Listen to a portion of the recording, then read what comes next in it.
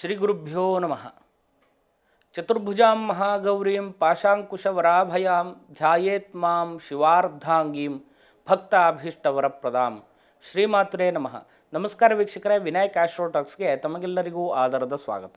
ನಾವಿವತ್ತಿನ ದಿವಸ ಅಕ್ಟೋಬರ್ ತಿಂಗಳಿನಲ್ಲಿ ಗ್ರಹಗಳು ಸಂಚರಿಸಿದಾಗ 12 ರಾಶಿಗಳಲ್ಲಿ ಬರ್ತಕ್ಕಂತಹ ಫಲಾಫಲಗಳು ಯಾವ ರೀತಿ ಇದೆ ಅಂತ ಹೇಳುವಂಥದ್ದನ್ನು ಇವತ್ತಿನ ದಿವಸ ತಿಳಿದುಕೊಳ್ಳುವ. ಪ್ರಥಮವಾಗಿ 9ನೇ ತಾರೀಕು ಗುರು ವಕ್ರಗತಿಯನ್ನ ಆರಂಭ ಮಾಡುವಂಥದ್ದು, 10ನೇ ತಾರೀಕು ಬುಧನು ತುಲಾ ರಾಶಿಯನ್ನು ಪ್ರವೇಶ ಮಾಡುವಂಥದ್ದು, 12ನೇ ತಾರೀಕು ಶುಕ್ರನು ವೃಶ್ಚಿಕ ರಾಶಿಯನ್ನು ಪ್ರವೇಶ ಮಾಡುವಂಥದ್ದು, 17ನೇ ತಾರೀಕು ರವಿಯು ತನ್ನ ನೀಚ ಸ್ಥಾನವಾಗಿರ್ತಕ್ಕಂತಹ ತುಲಾ ರಾಶಿಯನ್ನು ಪ್ರವೇಶ ಮಾಡುವಂಥದ್ದು, 20ನೇ ತಾರೀಕು ಕುಜನು ಕರ್ಕಾಟಕ ರಾಶಿಯನ್ನ ತನ್ನ ನೀಚ ಸ್ಥಾನವಾಗಿರ್ತಕ್ಕಂತಹ ಸ್ಥಾನವನ್ನ ಪ್ರವೇಶ ಮಾಡುವಂಥದ್ದು. ಈ ರೀತಿಯಾದಂತಹ ಗ್ರಹಸ್ಥಿತಿಗಳ ಮುಖಾಂತರವಾಗಿ ರಾಶಿಗಳಲ್ಲಿ ಯಾವ ರೀತಿಯಾದಂತಹ ಪ್ರಭಾವಗಳು ಬೀರ್ಲಿಕ್ಕಿದೆ, ಯಾವ ರೀತಿಯಾದಂತಹ ಫಲಾಫಲಗಳು ನಮಗೆ ಸಿಗುತ್ತೆ ಅಂತ ಹೇಳುವಂಥದ್ದನ್ನು ಇವತ್ತಿನ ದಿವಸ ತಿಳಿದುಕೊಳ್ಳುವ. ತುಲಾರಾಶಿ ಈ ತಿಂಗಳಲ್ಲಿ ಯಾವ ರೀತಿಯಾದಂತಹ ಫಲಾಫಲಗಳಿದೆ ಅಂತ ಹೇಳುವಂಥದ್ದನ್ನು ತಿಳಿದುಕೊಳ್ಳುವ. ಜನ್ಮರಾಶಿಯಲ್ಲಿರ್ತಕ್ಕಂತಹ ರವಿ ಮತ್ತು ಬುಧನಿಂದಾಗಿ ಸ್ವಲ್ಪ ಆರೋಗ್ಯದಲ್ಲಿ ವ್ಯತ್ಯಾಸಗಳು ಬರುವಂಥ ಸಾಧ್ಯತೆಗಳಿರುವಂಥದ್ದು. ಆತ್ಮ ಪ್ರಭಾವಕಾರಕನಾದಂತಹ ಲಾಭಾಧಿಪತಿಯಾದಂತಹ ರವಿಯು ತನ್ನ ನೀಚಾವಕಾಶ ರಾಶಿಯಲ್ಲಿರುವಂಥದ್ದು. ತುಲಾರಾಶಿಯು ರವಿಗೆ ನೀಚಾವಕಾಶ ರಾಶಿ ಆಗಿರೋದ್ರಿಂದಾಗಿ ಆರೋಗ್ಯದ ವಿಷಯದಲ್ಲಿ ಹೆಚ್ಚಿನದಾಗಿರ್ತಕ್ಕಂಥ ಗಮನವನ್ನು ಕೊಡಿ. ಆರೋಗ್ಯ ಅಂತ ಹೇಳುವಂಥದ್ದು ಲಗ್ನದಿಂದ ಚಿಂತನೆ ಮಾಡುವಾಗ ದೇಹಸ್ಯ ಸೌಷ್ಠವಂ ಸ್ವಾಸ್ಥ್ಯಂ, ದೇಹದ ಆರೋಗ್ಯ, ಸ್ವಾಸ್ಥ್ಯ ಅಂತ ಹೇಳಿದರೆ ಆರೋಗ್ಯ. ಹಾಗಾದ ಕಾರಣ ಆರೋಗ್ಯದ ವಿಶೇಷವಾದಂಥ ಗಮನವನ್ನು ಕೊಡುವುದು. ಅದೇ ರೀತಿಯಾಗಿ ಯಾವುದೇ ವಿಷಯದಲ್ಲಿ ನೆಗ್ಲೆಕ್ಟ್ ಮಾಡದೇನೆ ಸೂಕ್ತ ವೈದ್ಯರನ್ನು ಪರಿಶೀಲನೆ ಮಾಡಿಕೊಳ್ಳುವಂಥದ್ದು. ಆತ್ಮಪ್ರಭಾವಕಾರಕನಾದಂತಹ ರವಿಯು ನೀಚ ಸ್ಥಿತಿಯಲ್ಲಿ ಇರೋದರಿಂದಾಗಿ ಮಾನಸಿಕವಾಗಿ ಬಹಳ ಯೋಚನೆಗಳು ಬರುವಂಥದ್ದಿರಬಹುದು, ಅಥವಾ ಯಾವ ಕೆಲಸದಲ್ಲಿಯೂ ಕೂಡ ಮುನ್ನಡೆಯಲಿಕ್ಕೆ ಆಗದೆ ಚಂಚಲ ಸ್ಥಿತಿ ಬರುವಂಥದ್ದಿರಬಹುದು, ಅಥವಾ ಮಾಡುವಂಥ ಎಲ್ಲ ಕೆಲಸದಲ್ಲಿಯೂ ಕೂಡ ಆಸಕ್ತಿ ಇಲ್ಲದೆ ಇರುವಂಥ ಸ್ಥಿತಿಯೂ ಕೂಡ ಬರುವಂಥ ಸಾಧ್ಯತೆಗಳಿರೋದರಿಂದಾಗಿ ಆತ್ಮಪ್ರಭಾವಕಾರಕನಾದಂತಹ ರವಿಯ ಆರಾಧನೆಯನ್ನು ಮಾಡುವಂಥದ್ದು, ಆದಿತ್ಯ ಹೃದಯ ಪಠನೆ ಮಾಡೋದ್ರಿಂದಾಗಿ ಒಳ್ಳೆಯ ರೀತಿಯಾದಂಥ ಫಲವನ್ನು ನೀವು ಈ ಸಂದರ್ಭದಲ್ಲಿ ಕಾಣ್ಬೋದು. ದ್ವಿತೀಯ ಸ್ಥಾನದಲ್ಲಿ ರಾಶ್ಯಾಧಿಪತಿಯಾದಂತಹ ಶುಕ್ರನು ಕುಜನ ಮನೆಯಲ್ಲಿರೋದರಿಂದಾಗಿ ದುಡ್ಡಿಗೆ ಸಂಬಂಧಪಟ್ಟಿರ್ತಕ್ಕಂಥ ವಿಷಯದಲ್ಲಿ ಒಳ್ಳೆಯ ರೀತಿಯಾದಂಥ ಪ್ರತಿಫಲವನ್ನು ಕಾಣ್ಬೋದು. ಕುಟುಂಬದಲ್ಲಿಯೂ ಕೂಡ ಸುಖ, ನೆಮ್ಮದಿ, ಶಾಂತಿಯನ್ನು ಕೂಡ ಕಾಣುವಂಥ ಎಲ್ಲ ಯೋಗವು ಕೂಡ ಈ ಸಂದರ್ಭದಲ್ಲಿರುತ್ತೆ. ಮಾತಿನಲ್ಲಿ ವಿಶೇಷವಾದಂಥ ಕೌಶಲ್ಯವು ಕೂಡ ವೃದ್ಧಿ ಆಗುವಂಥ ಯೋಗ ಈ ಸಂದರ್ಭದಲ್ಲಿರುತ್ತೆ. ಇನ್ನು ತೃತೀಯ ಸ್ಥಾನವನ್ನು ನೋಡೋದಾದರೆ ತೃತೀಯಾಧಿಪತಿಯಾದಂತಹ ಗುರುವು ಅಷ್ಟಮ ಸ್ಥಾನದಲ್ಲಿರುವಂಥದ್ದು. ಸಹಾಯ ಸಹಕಾರಕ್ಕೋಸ್ಕರವಾಗಿ, ಸೌಲಭ್ಯಕ್ಕೋಸ್ಕರವಾಗಿ ಪ್ರಯತ್ನ ಮಾಡ್ತಾ ಇದ್ದರೆ ಈ ವಿಷಯದಲ್ಲಿ ಸ್ವಲ್ಪ ಡಿಲೇ ಆಗುವಂಥ ಸಾಧ್ಯತೆಗಳಿರುತ್ತೆ.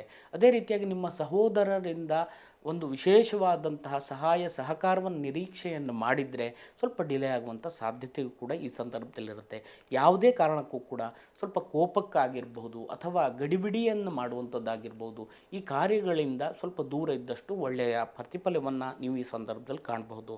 5ನೇ ಸ್ಥಾನಾಧಿಪತಿಯು ಶನೇಶ್ವರನ ಸ್ವಾಮಿಯೇ ಆಗಿರೋದ್ರಿಂದಾಗಿ 4ನೇ ಸ್ಥಾನ ಅಂತ ಹೇಳಿದರೆ ಕ್ಷೇತ್ರ ಅಂತ ಹೇಳಿದರೆ ಭೂಮಿಯನ್ನು ಖರೀದಿ ಮಾಡುವಂತಹ ಯೋಗ, ಅಥವಾ ರಿಯಲ್ ಎಸ್ಟೇಟ್ ಉದ್ಯಮ ಮಾಡುವವರಿಗಿರಬಹುದು, ಅಥವಾ ಲ್ಯಾಂಡ್ ಡೆವಲಪರ್ಸಿಗಿರಬಹುದು, ಮತ್ತು ಕೃಷಿ ಕಾರ್ಯಗಳಲ್ಲಿ ತೊಡಗಿಸಿಕೊಂಡವರಿಗಿರಬಹುದು ಒಳ್ಳೆಯ ರೀತಿಯಾದಂಥ ಪ್ರತಿಫಲವನ್ನು ಕಾಣಬಹುದು. ಕಬ್ಬಿಣದ ವ್ಯಾಪಾರ ವ್ಯವಹಾರ ಮಾಡುವವರಿಗೂ ಕೂಡ ಒಳ್ಳೆಯ ರೀತಿಯಾದಂಥ ಪ್ರತಿಫಲವನ್ನು ಈ ಸಂದರ್ಭದಲ್ಲಿ ಕಾಣಬಹುದು. ಕೃಷಿ ರಿಲೇಟೆಡ್ ಆಗಿರ್ತಕ್ಕಂಥ ಎಲ್ಲ ವ್ಯವಹಾರ, ವ್ಯವಸಾಯ ಕಾರ್ಯದಲ್ಲಿಯೂ ಕೂಡ ವಿಶೇಷವಾದಂಥ ಫಲವನ್ನು ನೀವು ಈ ಸಂದರ್ಭದಲ್ಲಿ ಕಾಣ್ತೀರಾ. ಇನ್ನು 6ನೇ ಸ್ಥಾನದಲ್ಲಿರತಕ್ಕಂತಹ ರಾಹುವಿನಿಂದಾಗಿ ಋಣ ರೋಗ ಸ್ಥಾನ ಅಂತ ಹೇಳ್ತೇವೆ. 6ನೇ ಸ್ಥಾನವನ್ನು ರಾಹು ಪಾಪಗ್ರಹವಾಗಿರೋದ್ರಿಂದಾಗಿ ಋಣ ವೃದ್ಧಿ ಆಗುವಂಥದ್ದು, ಸಾಲಗಳು ವೃದ್ಧಿ ಅಂದರೆ ಸಾಲ ಜಾಸ್ತಿ ಆಗುವಂಥದ್ದು, ಆ ಒಂದು ಪರಿಸ್ಥಿತಿಯನ್ನು ನಿಭಾಯಿಸ್ಲಿಕ್ಕೆ ಆಗೋದೇ ಇಲ್ಲ ಅಂತ ಹೇಳುವಷ್ಟು ಚಂಚಲತೆಗಳು ಬರ್ಬೋದು, ಅಥವಾ ಮನಸ್ಸಿಗೆ ಒತ್ತಡಗಳು ಕೂಡ ಬರುವಂಥ ಸಾಧ್ಯತೆ ಕೂಡ ಈ ಸಂದರ್ಭದಲ್ಲಿರುತ್ತೆ. ಇನ್ನು 7ನೇ ಸ್ಥಾನವನ್ನು ನೋಡೋದಾದರೆ 7ನೇ ಸ್ಥಾನಾಧಿಪತಿಯಾದಂತಹ ಕುಜನು ನೀಚ ಸ್ಥಾನದಲ್ಲಿರೋದರಿಂದಾಗಿ ದಾಂಪತ್ಯ ಜೀವನದಲ್ಲಿ ಸಣ್ಣ ಪುಟ್ಟ ವಿಷಯಗಳಿಗೂ ಕೂಡ ಕಿರಿಕಿರಿಗಳಿರಬಹುದು, ಒತ್ತಡಗಳನ್ನು ತಗೊಳ್ಳುವಂಥದ್ದಿರಬಹುದು, ಅಥವಾ ಸಣ್ಣ ಪುಟ್ಟ ವಿಷಯವನ್ನು ಕೂಡ ದೊಡ್ಡ ಪ್ರಮಾಣದಕ್ಕೆ ತಗೊಂಡು ಹೋಗುವಂತಹ ಎಲ್ಲ ಲಕ್ಷಣ ಇರೋದರಿಂದಾಗಿ ಸಮಯೋಚಿತವಾಗಿ ಅದನ್ನು ನಿಭಾಯಿಸ್ಕೊಂಡು ಹೋದರೆ ಒಳ್ಳೆಯ ಪ್ರತಿಫಲವನ್ನು ಕಾಣಬಹುದು. ಅಷ್ಟಮ ಸ್ಥಾನದಲ್ಲಿರ್ತಕ್ಕಂಥ ಗುರುವು ದೈವ ಬಲವನ್ನು ಇಲ್ಲದೇ ಇರುವಂಥ ಸ್ಥಿತಿ ಇರೋದರಿಂದಾಗಿ ಕೊನೆಯಲ್ಲಿ ನಾವು ಸೂಚಿಸುವಂತಹ ಒಂದು ದೈವಾನುಗ್ರಹಕ್ಕೋಸ್ಕರವಾಗಿ ಬೇಕಾದಂತಹ ಪರಿಹಾರ ಕಾರ್ಯವನ್ನು ಮಾಡಿಕೊಂಡ್ರೆ ಉತ್ತಮ ರೀತಿಯಾದಂತಹ ಫಲವನ್ನು ನೀವು ಈ ಸಂದರ್ಭದಲ್ಲಿ ಕಾಣಬಹುದು. ಇನ್ನು 9ನೇ ಸ್ಥಾನವನ್ನು ನೋಡೋದಾದರೆ 9ನೇ ಸ್ಥಾನಾಧಿಪತಿಯಾದಂತಹ ಬುಧನು ನಿಮ್ಮ ಜನ್ಮ ರಾಶಿಯಲ್ಲಿರೋದರಿಂದಾಗಿ ತಂದೆಯ ಆರೋಗ್ಯದಲ್ಲಿ ವಿಶೇಷವಾದಂತಹ ಅಭಿವೃದ್ಧಿಯನ್ನು ನೀವು ಈ ಸಂದರ್ಭದಲ್ಲಿ ಕಾಣ್ತೀರಾ. ಅದೇ ರೀತಿಯಾಗಿ ದಾಖಲೆ ಪತ್ರಕ್ಕೆ ಸಂಬಂಧಪಟ್ಟಿರ್ತಕ್ಕಂತಹ ಅಥವಾ ನ್ಯಾಯಾಲಯಕ್ಕೆ ಸಂಬಂಧಪಟ್ಟಿರ್ತಕ್ಕಂಥ ತೀರ್ಪನ್ನು ನಿರೀಕ್ಷೆಯಲ್ಲಿದ್ದರೆ ಈ ಸಂದರ್ಭದಲ್ಲಿ ನಿಮಗೆ ಅದು ಸ್ವಲ್ಪ ಡಿಲೇ ಆಗುವಂಥ ಸಾಧ್ಯತೆ ಇರುತ್ತೆ. ಅದಲ್ಲ ಅಂತ ಆದರೆ ನಿಮ್ಮ ಒಂದು ವಿಷಯಕ್ಕೆ ಅದು ವಿರೋಧವಾಗಿಯೂ ಕೂಡ ಬರುವಂಥ ಸಾಧ್ಯತೆಗಳನ್ನು ನಿರೀಕ್ಷಣೆ ಮಾಡ್ಬೋದು. ಅದಕ್ಕೆ ಬೇಕಾದಂತಹ ಪ್ರಯತ್ನವನ್ನು ಮಾಡುವುದರಿಂದಾಗಿ ಆ ಒಂದು ಕೆಲಸ ಕಾರ್ಯದಲ್ಲಿ ಜಯಪ್ರಾಪ್ತಿ ಆಗುವಂಥ ಯೋಗಗಳಿರುತ್ತೆ. ಇನ್ನು 10ನೇ ಸ್ಥಾನವು ಕರ್ಮಸ್ಥಾನ, ಕೆಲಸ, ಉದ್ಯೋಗ, ಅದೇ ರೀತಿಯಾಗಿ ಸಭೆ ಸಮಾರಂಭಗಳಲ್ಲಿ ಭಾಗವಹಿಸುವಿಕೆ ಈ ಎಲ್ಲವುದನ್ನು ಕೂಡ ತೋರಿಸುತ್ತೆ. ನಿಮ್ಮ ಕೆಲಸ ಕಾರ್ಯದಲ್ಲಿ ಹೆಚ್ಚಿನದಾಗಿರ್ತಕ್ಕಂಥ ಒತ್ತಡಗಳು ಬರುವಂಥದ್ದಿರಬಹುದು. ಬಿಸ್ನೆಸ್ ಮಾಡ್ತಾ ಇರುವವರಿಗೆ ಸ್ವಲ್ಪ ಲಾಸ್ಗಳು ಜಾಸ್ತಿ ಆಗುವಂಥ ಸಾಧ್ಯತೆಗಳಿರ್ಬೋದು. ಕೈಯಿಂದನೇ ಎಲ್ಲವುದನ್ನು ಭರಿಸುವಂಥ ಸಾಧ್ಯತೆಯೂ ಕೂಡ ಈ ಸಂದರ್ಭದಲ್ಲಿರುತ್ತೆ. ಅದೇ ರೀತಿ ನೀವು ಯಾವ ರೀತಿಯಾದಂತಹ ಯೋಚನೆ ಮಾಡ್ಕೊಂಡು ಹೊರಟಿರ್ತೀರಿ ಅದಕ್ಕೆ ಅಡ್ಡಗಾಲು ಬರುವಂಥದ್ದು ಅಥವಾ ವಿಘ್ನಗಳು ಬರುವಂಥದ್ದು, ಆ ಒಂದು ವಿಷಯದಲ್ಲಿ ಮುನ್ನಡೆಯಲಿಕ್ಕೆ ಆಗೋದಿಲ್ವೇನೋ ಹೇಳುವಷ್ಟು ಎಲ್ಲ ಇದ್ದರೂ ಏನೂ ಇಲ್ಲ ಅಂತ ಹೇಳುವಂಥ ಪರಿಸ್ಥಿತಿ, ಏನಿದ್ರೂ ಕೂಡ ಅನುಭವಿಸ್ಲಿಕ್ಕೆ ಆಗೋದಿಲ್ಲ ಅಂತ ಹೇಳುವಷ್ಟು ಯೋಚನೆಗಳು ಕೂಡ ಬರುವಂಥ ಸಾಧ್ಯತೆಗಳಿರೋದ್ರಿಂದಾಗಿ ಸ್ವಲ್ಪ ಜಾಗ್ರತೆಯಿಂದ ಮುನ್ನಡೆಯಿರಿ.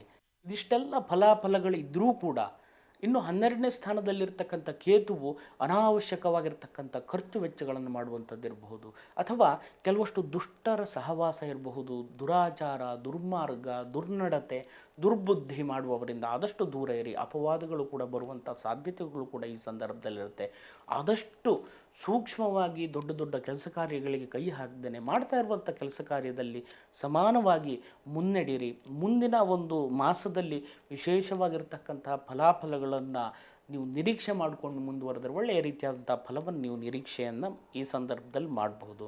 ಇದಿಷ್ಟೆಲ್ಲ ಫಲಾಫಲಗಳಿದ್ದರೂ ಕೂಡ ಅಲ್ಪ ಸ್ವಲ್ಪ ದೋಷ ಫಲಗಳು ಕೂಡ ಇರೋದ್ರಿಂದಾಗಿ ಯಾವ ರೀತಿಯಾದಂಥ ಪರಿಹಾರ ಕಾರ್ಯವನ್ನು ಮಾಡಿಕೊಂಡ್ರೆ ಒಳ್ಳೆಯ ರೀತಿಯಾದಂಥ ಫಲ ಸಿಗುತ್ತೆ ಅಂತ ಹೇಳುವಂಥದ್ದು ನೋಡೋದಾದರೆ, ನಿಮ್ಮ ಮನೆಯ ಹತ್ತಿರದಲ್ಲಿರತಕ್ಕಂತಹ ಶಿವ ದೇವಸ್ಥಾನದಲ್ಲಿ ರುದ್ರಾಭಿಷೇಕವನ್ನು ಮಾಡಿಸೋದ್ರಿಂದಾಗಿ ಪ್ರತಿ ಸೋಮವಾರದ ದಿವಸ ರುದ್ರಾಭಿಷೇಕವನ್ನು ಮಾಡಿಸೋದು ಅಥವಾ ಅಮಾವಾಸ್ಯೆ ದಿವಸ ವಿಶೇಷವಾದಂಥ ಅಭಿಷೇಕವನ್ನು ಮಾಡಿಸೋದ್ರಿಂದಾಗಿ ನಿಮ್ಮ ಒಂದು ಸಂಕಷ್ಟಗಳಿರಬಹುದು, ಕಷ್ಟ ನಷ್ಟಗಳಿರಬಹುದು, ಅದನ್ನೆಲ್ಲವುದನ್ನು ಕೂಡ ನಿವಾರಣೆ ಮಾಡಿ ಒಳ್ಳೆಯ ರೀತಿಯಾದಂತಹ ಫಲವನ್ನು ಕೊಡು ಅಂತ ಹೇಳುವಂಥ ಪ್ರಾರ್ಥನೆಯನ್ನು ಭಗವಂತನಲ್ಲಿ ಮಾಡಿ ಇನ್ನೂ ಹೆಚ್ಚಿನದಾಗಿರ್ತಕ್ಕಂಥ ಫಲಾಫಲಗಳು ನಿಮಗೆ ಸಿಗಲಿ ಅಂತ ಹೇಳುವಂಥ ಪ್ರಾರ್ಥನೆಯನ್ನು ನಾನು ಮಾಡ್ತಾ ತಮಗೆಲ್ಲರಿಗೂ ಒಳ್ಳೆಯದಾಗಲಿ. ನಮಸ್ಕಾರ. ಶುಭಂ ಭೂಯಾತ್.